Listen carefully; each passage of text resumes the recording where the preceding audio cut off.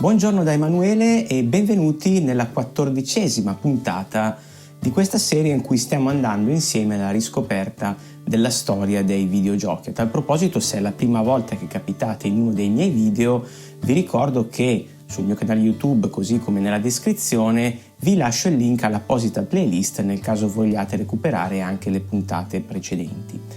Al termine della scorsa puntata avevamo parlato del lento ma inesorabile declino al quale erano andate incontro le sale giochi più o meno a partire dalla seconda metà degli anni 90, quando in quell'epoca i gusti dei videogiocatori, della massa, cominciarono un po' a cambiare a seguito dell'arrivo delle piattaforme a 32 bit, in particolare della famosa PlayStation. E a proposito della console Sony, volevo ringraziare tutti quelli che hanno visto il video di questa serie, proprio quello dedicato alla storia della prima PlayStation, perché attualmente è il video più visto sul mio canale YouTube. In questa puntata vi anticipo già che parleremo della famosissima PlayStation 2, ma prima bisogna sicuramente citare anche un'altra piattaforma molto importante che ha ancora oggi un grande numero di estimatori. Buona visione!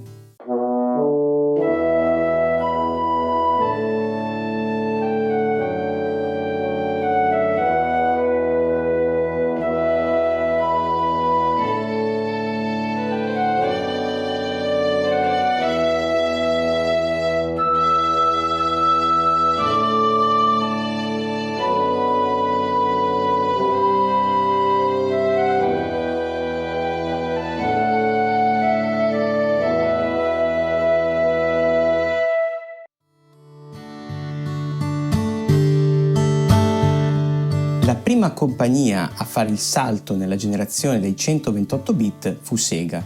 Alla fine del 1998 uscì infatti in Giappone la console Dreamcast, che venne distribuita in tutto il mondo l'anno successivo. Il successo di questa piattaforma inizialmente fu indiscutibile. Su internet si trovano tranquillamente le foto e i video di persone in coda nei negozi sia in Giappone che in America per poterla acquistare. Qui in Italia la percezione del successo iniziale di questa piattaforma è effettivamente un po' alterato, perché c'è da dire che da un punto di vista della diffusione mediatica il Dreamcast in Italia non ha avuto la stessa risonanza che si è vista in altre parti del mondo. Il Dreamcast offriva ottime conversioni di giochi arcade, alcune delle quali erano addirittura migliori da un punto di vista grafico della controparte per sala giochi. La scorsa puntata, a tal proposito, abbiamo fatto l'esempio di Soul Calibur, e per quei tempi era una caratteristica più unica che rara. Ma sulla console a 128 bit Sega ci fu spazio anche per opere che per certi aspetti anticiparono di tanti anni esperienze ludiche che sono diventate più abituali in tempi meno remoti.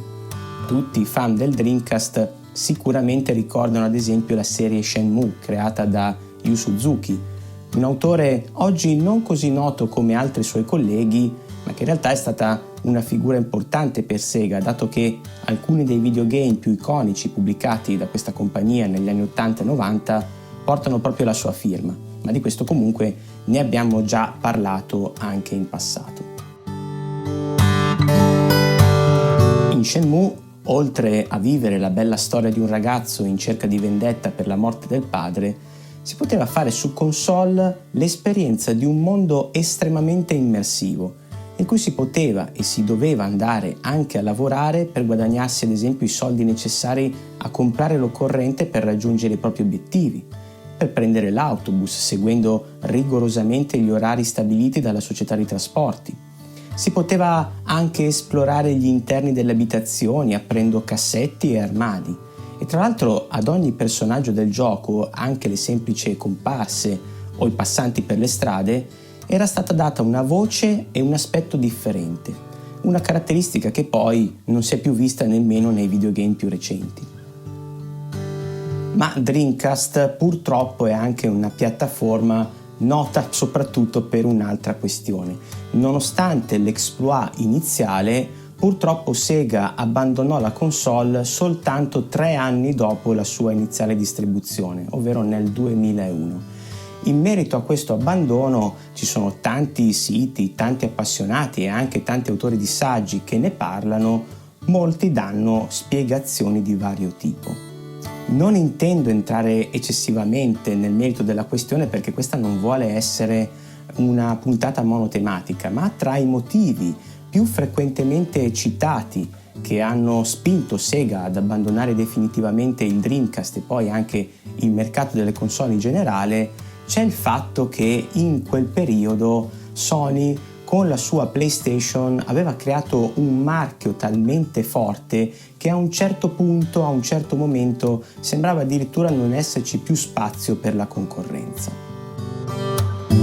Ammetto anche che non mi piace molto fare i conti in tasca alle grandi aziende, soprattutto se si tratta di realtà che esistono da parecchio tempo. Ma molti, come aggravante, aggiungono anche il fatto che Sega da anni non navigasse in buone acque da un punto di vista economico. Con il Master System e il Mega Drive abbiamo visto anche nelle scorse puntate che le cose tutto sommato erano andate abbastanza bene per Sega, ma per il resto si sono visti dei capitomboli più o meno importanti. Il Game Gear, ad esempio, la console portatile, non era riuscito neanche lontanamente ad avvicinarsi ai record di vendite del Game Boy, mentre invece gli add-on per il Mega Drive, vale a dire il Mega CD o il 32X, chiamato anche 32x, avevano creato confusione nell'utenza e sono stati un insuccesso. Il Saturn invece, nonostante le ottime potenzialità, soprattutto in merito alla grafica in 2 dimensioni, se escludiamo il territorio giapponese, nel resto del mondo non ha avuto vendite particolarmente incoraggianti.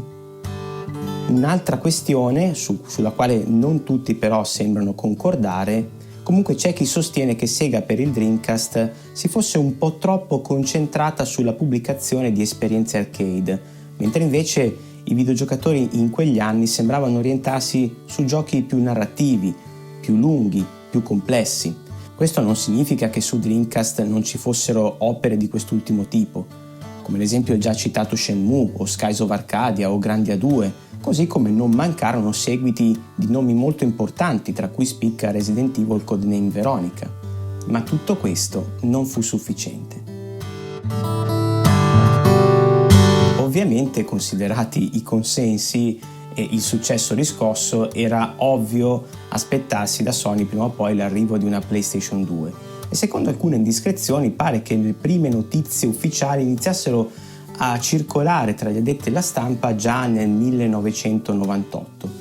La console però fu presentata ufficialmente l'anno successivo, nel 1999, e improvvisamente sembrò che l'attenzione del grande pubblico si fosse concentrata esclusivamente sull'arrivo della nuova console di Sony.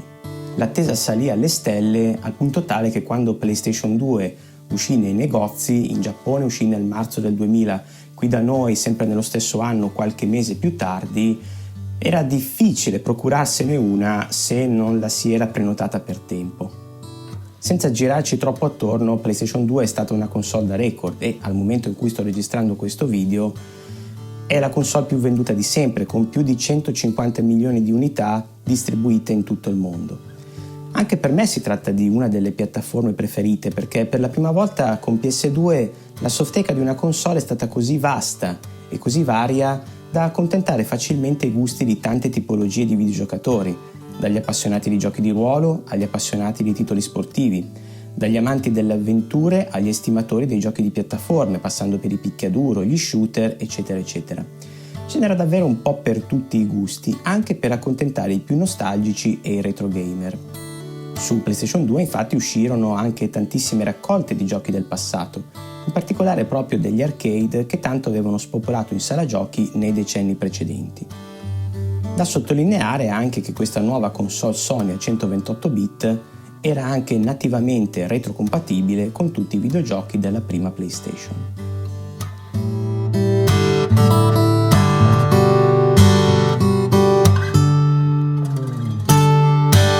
Intendiamoci, non che fu tutto rose e fiori, soprattutto all'inizio dell'arco di vita di questa console, che comunque è durata ben 13 anni, Ricordo anche io che inizialmente la stampa specializzata fece notare che i primi videogiochi di PlayStation 2 avevano delle strane imperfezioni grafiche, delle scalettature che effettivamente stonavano un po' con le dichiarazioni roboanti fatte da Sony prima che la console arrivasse nei negozi.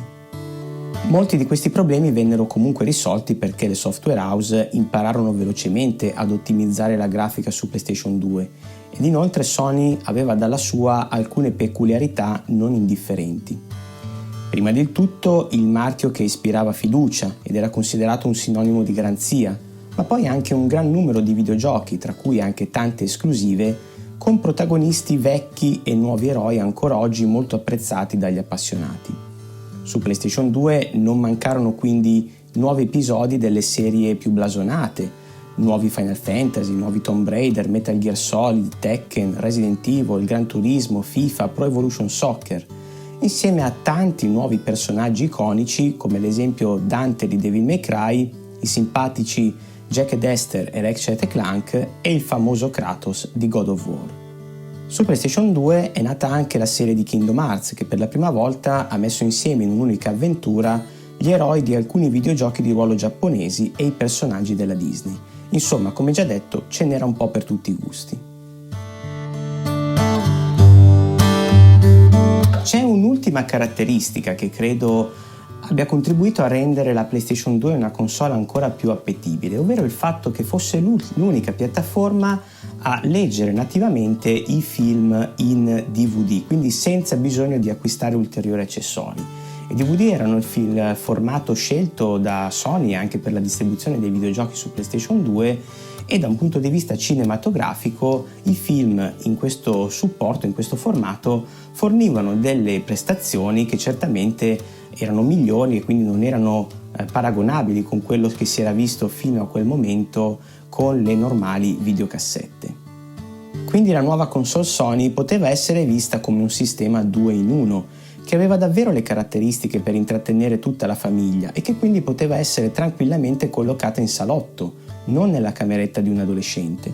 E questo credo sia un fattore poco citato, ma comunque fondamentale per l'idea di abituare le persone a considerare una console e di rimando i videogiochi stessi come qualcosa di adulto, da non nascondere nella cameretta di un ragazzino, ma che volendo poteva stare in bella vista in un luogo della casa solitamente considerato più elegante e sobrio.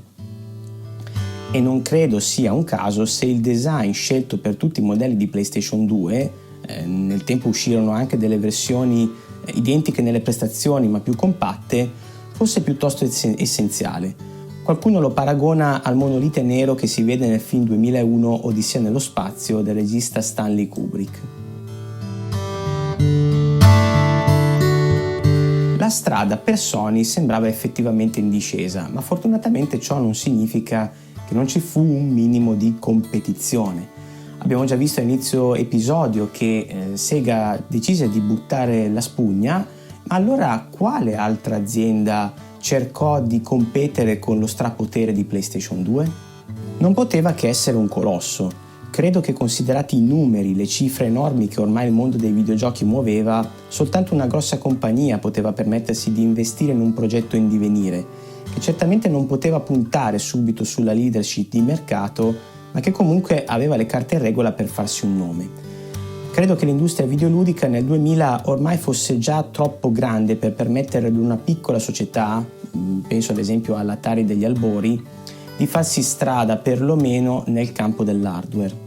Il colosso in questione si chiama Microsoft, un'azienda che a partire da più o meno la metà degli anni 70 era piano piano diventata leader nella produzione di alcuni dei software più importanti per quanto riguarda il mondo dei computer.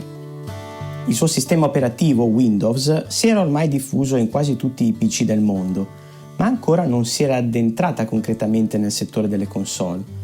Vorrei però spendere 2 parole per raccontare che i primi progettisti interni di Microsoft, ai quali venne l'idea di creare e vendere una console da videogiochi, inizialmente non passarono un periodo felice. Ci sono diverse interviste ai primissimi membri di questo nuovo team, persone che provenivano da diverse divisioni di Microsoft. C'era chi lavorava nello sviluppo delle DirectX, chi nel publishing, chi nel software Office, raccontano che all'inizio furono piuttosto osteggiati da molti colleghi sia all'interno che fuori dall'azienda, appunto che alcuni raccontano che all'epoca la sera tornavano addirittura a casa in lacrime. A quanto pare, a impedire il fallimento sul nascere di questo progetto è stato l'inaspettato supporto della vecchia guardia di Microsoft, di alcuni membri storici, che suggerirono a questo nuovo team creativo di tenere duro. Tra questi c'era anche Bill Gates, che è stato proprio uno dei cofondatori di Microsoft. Tra l'altro si dice anche che Bill Gates, secondo alcune indiscrezioni, già nel 1998 avesse tentato di stringere delle collaborazioni prima con Sony e poi con Nintendo per cercare di fare qualcosa insieme nel mercato dei videogiochi, ma a quanto pare ricevette soltanto delle risposte negative.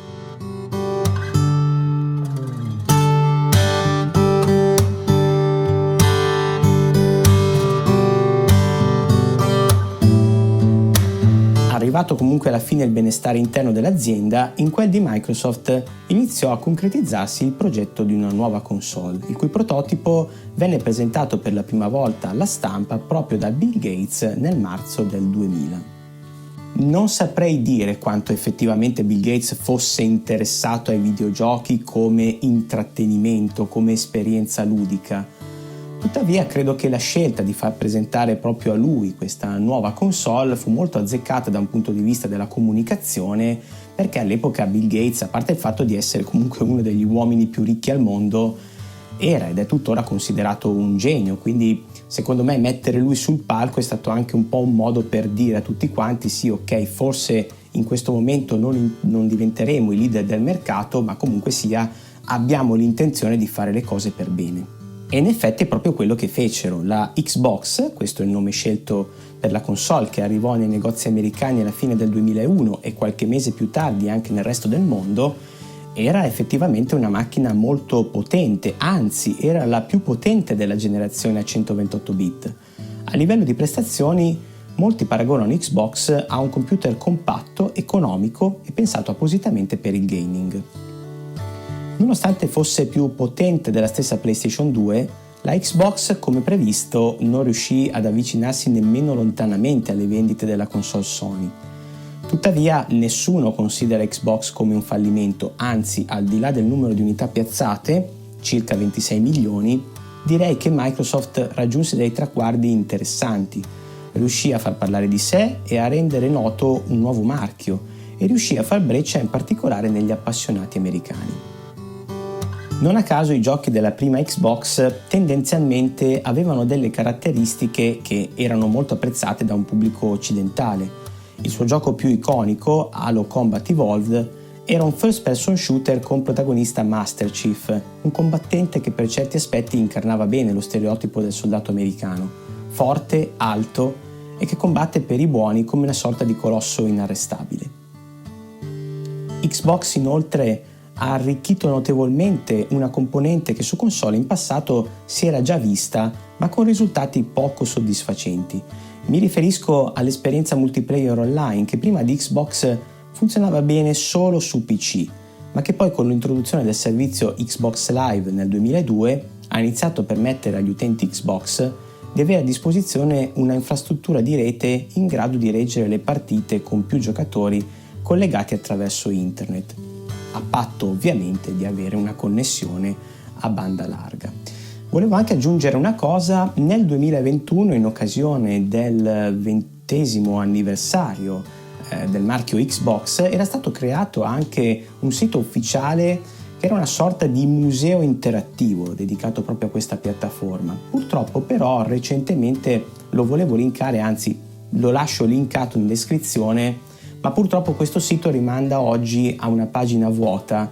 Ho provato a cercare delle spiegazioni e ho notato che sui forum di Microsoft ci sono diversi utenti che hanno provato a porre delle domande, ma nessuno ha dato una risposta ufficiale o comunque una spiegazione attendibile in merito al perché questo sito sembra scomparso dai radar.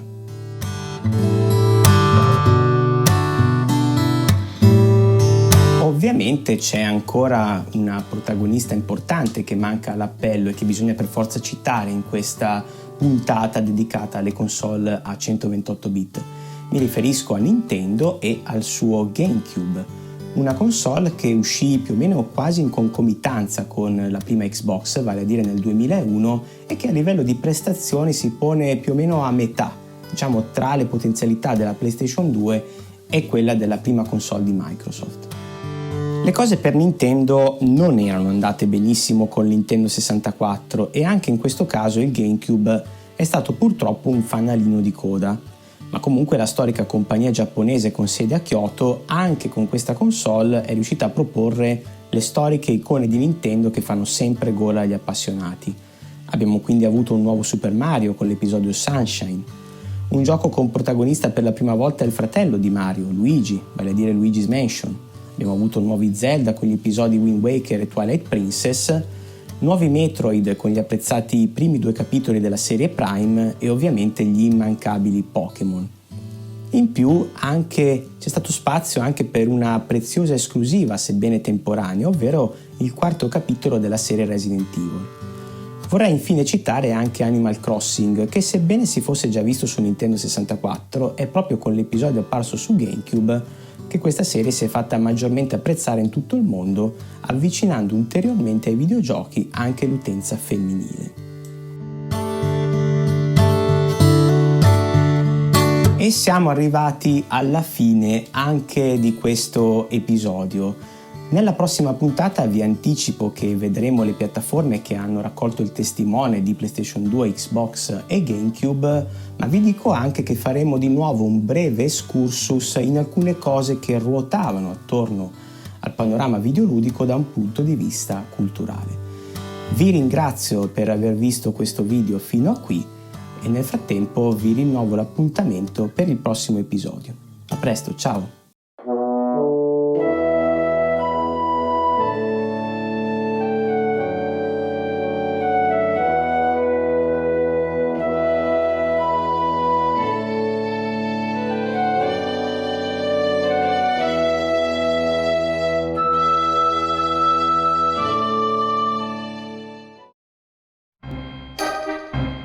Leggere nativamente, quindi senza il bisogno di...